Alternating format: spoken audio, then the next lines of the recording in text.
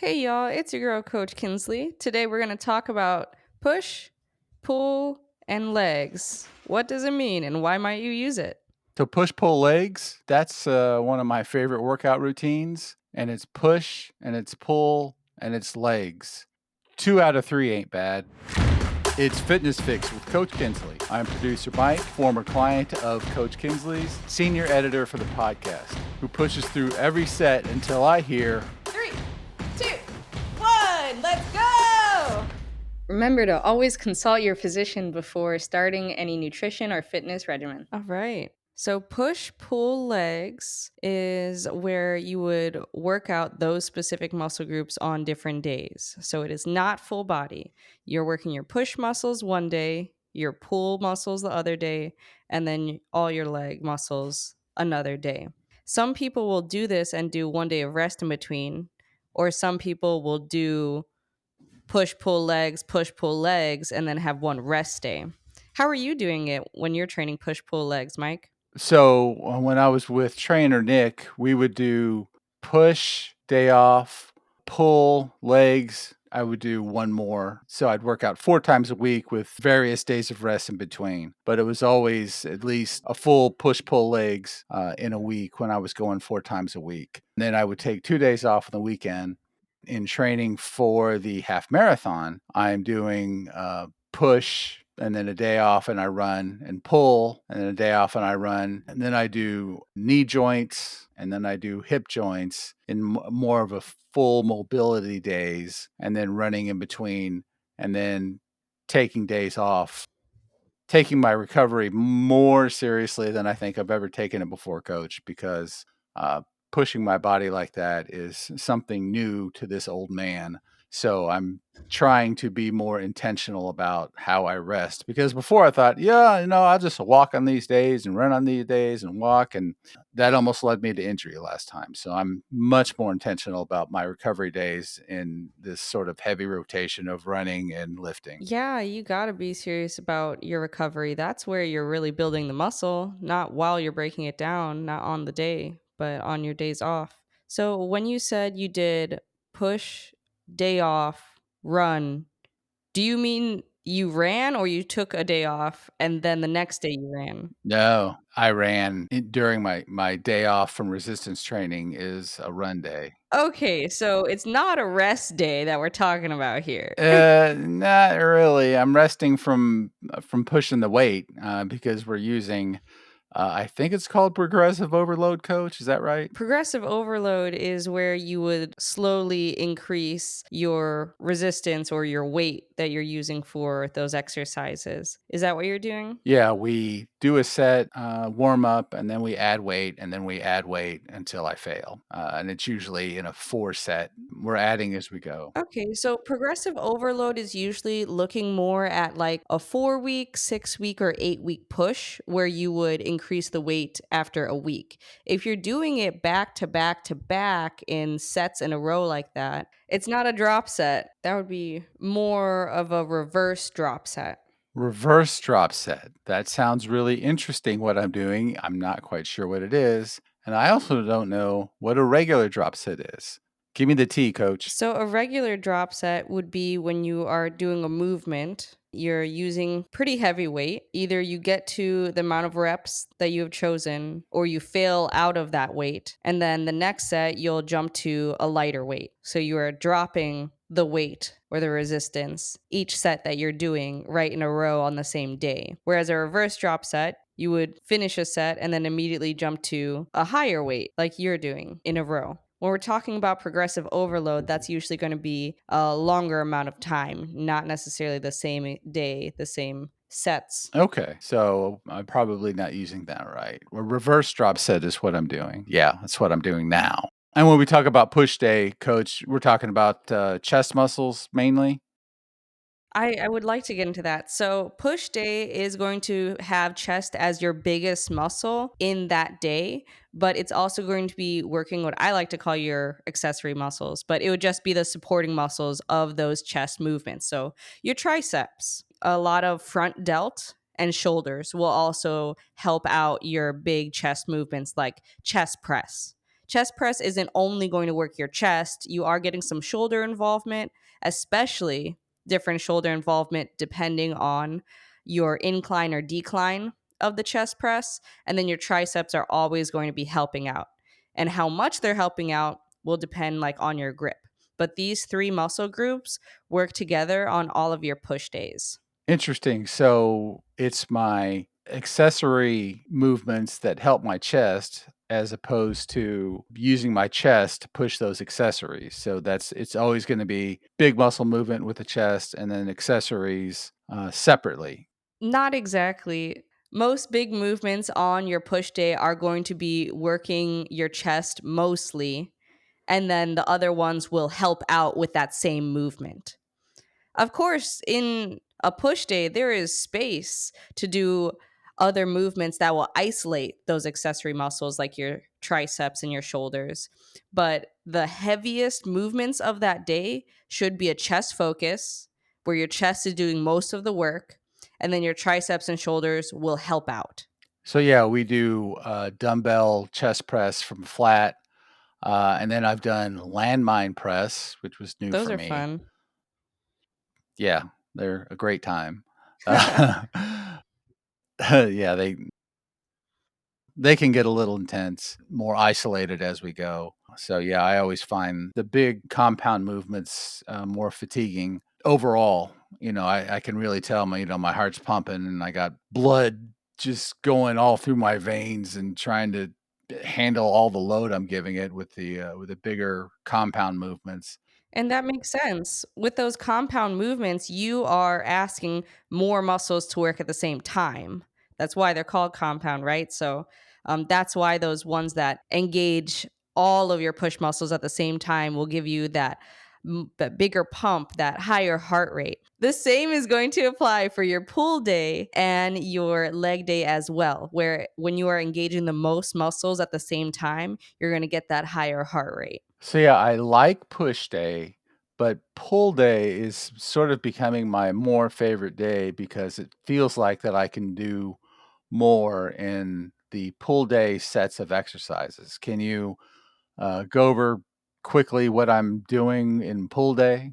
So your pull day is going to be working your back as well as your biceps. Now, your back is a huge muscle group. So it's going to be your lats, you got your rear delts, you got your erector spinae, which we talked a little bit about. I'm talking upper, middle, lower, your whole entire back. Your back is so, so strong. And that's why maybe you even notice that not only are you pulling heavier weight, it could definitely be a longer workout as well because you have a ton of these tiny little muscles that can be worked in your back. And like your rotator cuff, that's something that I would throw into my back day as well. Now, thankfully, your biceps, it's called a bicep because there's only made of two muscles, really. There's only so many curls you can do. That doesn't take up too much time on the pull day, leaving plenty of space for the rest of your back muscles.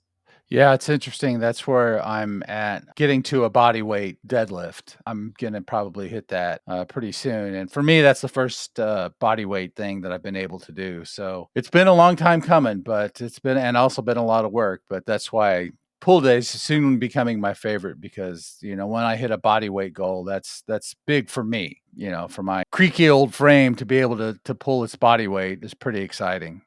Yeah, that's one of my favorite days, and then that leaves, well, the least favorite day, but I will say this, and I think I've said it before, that the last time I worked with trainer Nick, I did a body mass, scan, and I'd done it 6 months before, and I made the most gain with legs, and I do not like leg day.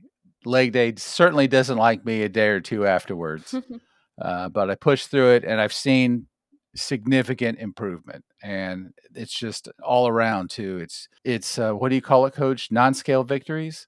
Yes, non skill victories. Like getting up and down off the floor, being able to help my son roll stuff around with his car, and just those simple things that I couldn't do before that I'm able to do now. So I despise leg day, but it is such an important part, and I see such progress by continuing to focus on it. Yes, leg day is a very, very important day just for quality of life. So the thing about leg day is that for most people, legs are going to be half your body. So it has a lot more muscles than push day and more than pull day as well, or at least bigger ones, stronger ones that are going to require that heavier weight to get a similar pump. So it got your quads, your hamstrings, your calves, and your glutes. And I know that sounds like, oh, well, you only named a few, but you got to think about it. Your quads are made of four different muscles, right? It's like you got multiple muscles working in this one word that I've given you here. So your legs require a lot. My one, if you can call it a gripe about push pull legs. Push pull legs is a great way to maintain, and it's a great way to get started if you are pushing yourself enough. So if you are doing like Monday, Wednesday, Friday, like you're pushing these groups 3 times a week, if you're doing like a pretty moderately to intense workout, then that rest day is going to be great because you're rebuilding in between. But it is too bad that you're only engaging that muscle group 1 time a week. Ideally, push pull legs should be in a row. Push pull legs, 1 day off. Because it's really, really beneficial to engage your whole entire body more than 1 time a week. So that's the one thing about push pull legs that is harder to get behind. You're potentially missing out only doing it 1 time a week. But, if you are really pushing it to the max, if you are sore, like you said, days after your workout, then you probably did a good job of engaging it. But, a lot of people are super busy and they're just hitting 30 minutes on that one group. If you only have 30 minutes to put into your legs, it's probably not enough because, like I said, your legs are made up of very, very big muscles here. So if you're only rocking 30-minute workouts for your legs, I would suggest splitting it up. Do quads and calves for 30 minutes one day. And then the next day, do glutes and hamstrings. So you're still working that bigger muscle with its accessory. So that's my only gripe, if you will, about push pull legs is that you're only potentially engaging those muscle groups 1 time a week. And it's really beneficial to do more than that, especially with the bigger muscle groups like your legs.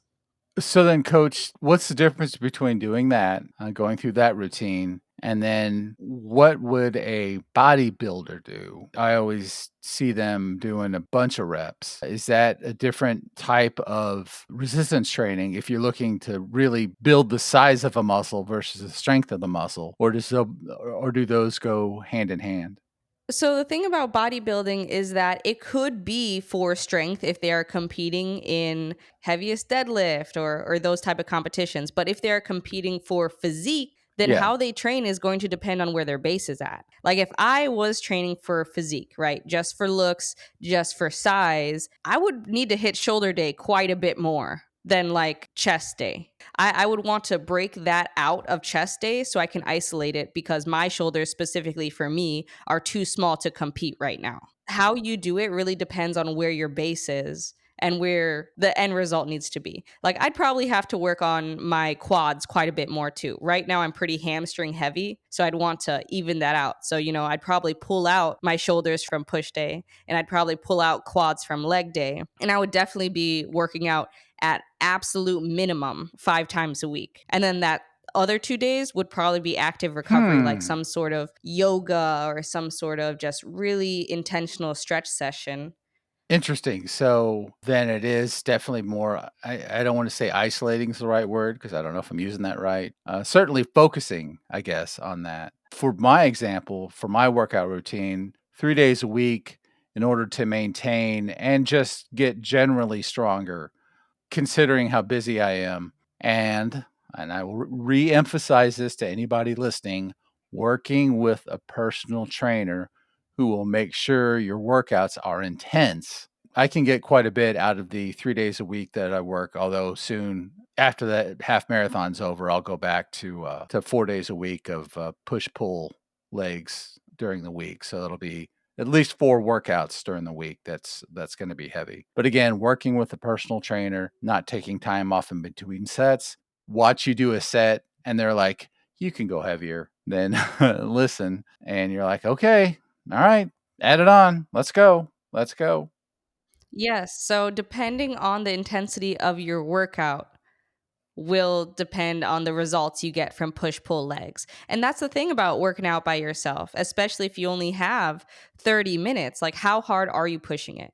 You really can't expect to see a huge amount of results in just 4 weeks if you are doing low intensity push pull legs only 3 times a week. Now, if you did a high intensity, and remember, intensity does not mean quick. Intensity could be heavier weights. Intensity could be slower reps on the eccentric part of the motion. Like, there is ways to increase the intensity. That does not mean fast. That does not mean hurting your joints. So if you can just make sure that your intensity is significant for your push pull legs, if you're doing it 3 times a week, then you will get benefits. Time under tension, that's what's going to put you into hypertrophy. That's what's going to build those muscles and build that strength. So I really would just want to suggest hitting it more often. So it can be, like I said, push, pull legs, rest, or you can do push, pull legs, rest, full body. I'm a huge supporter of full body day, especially if you are just training for overall health. If you're not training for a competition, you're just training for longevity, you're just training for quality of life, full body days are really, really beneficial. And that's what my current trainer has me doing on the joint days that I'm working hinge patterns and knee patterns, full body workout days. We don't have quite the space we did when we worked out, coach. When those full body days were killer. And I got the most, I think, significant health improvements and weight loss when, we were doing that 3 days a week. And I needed that recovery day in between because, whew, Yeah, that was fun. goodness sakes, that was, some tough workouts. All right, coach, thanks for that stroll back down memory lane. Why don't you hit the highlights for us? Let's go. Push pull legs is when you are splitting up your muscle groups into different days. Push day would be your chest, your triceps, and your shoulders. Pull day would be your back and your biceps. Your back is made up of so many muscles. And then leg day would be, well, your legs, which is also made of so many muscles like quads, hamstrings, glutes, and calves.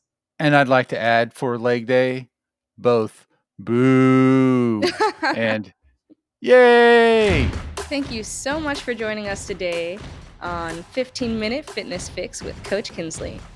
The fun doesn't need to stop here. Email me at coach@coachkinsley.com. You can check out my webpage, coachkinsley.com, and also find me on Instagram at, you guessed it, Coach Kinsley. Your girl. See you next week. Fitness Fix with Coach Kinsley is a production of Greyhawk Enterprise, LLC.